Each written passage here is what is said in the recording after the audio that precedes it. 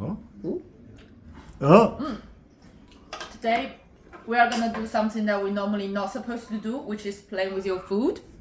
But today is very different because we are gonna have a look at the design of tensile member with bolt holes.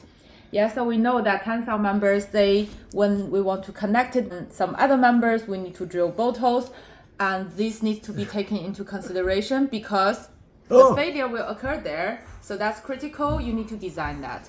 So how do we design that? So in order to do that, we need to have a look at the arrangement of the bolt holes. Some are staggered, some are non-staggered. And so basically, if we have a look of these Lancia meat, these have non-staggered bolt holes arrangement. In order to calculate that, we do the A minus N dt.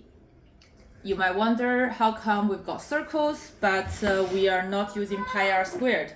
This is because we are pulling the members. Thus, we are actually looking at this cross section. So instead of the 3 pi r squared, what we are looking is the A minus N, 3 holes, times the diameter D times the T of the Lancian. That is this equation here.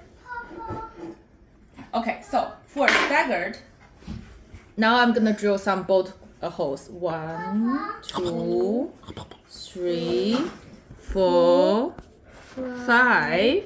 Okay, so in this situation, we might not know what is the more critical failure mode. So either it can go through 2 holes, like this. Then your A net is really just the 2 dt. Alternatively, it might also break in this way. That's when we, that's when we need to calculate the zigzag shape. So we need to put in the S and P and put it in there. In order to get the net area, we need to get the minimum of these two, because whichever is the minimum is going to break first. So now you know how to design a member under tension, and we can eat the remaining construction material.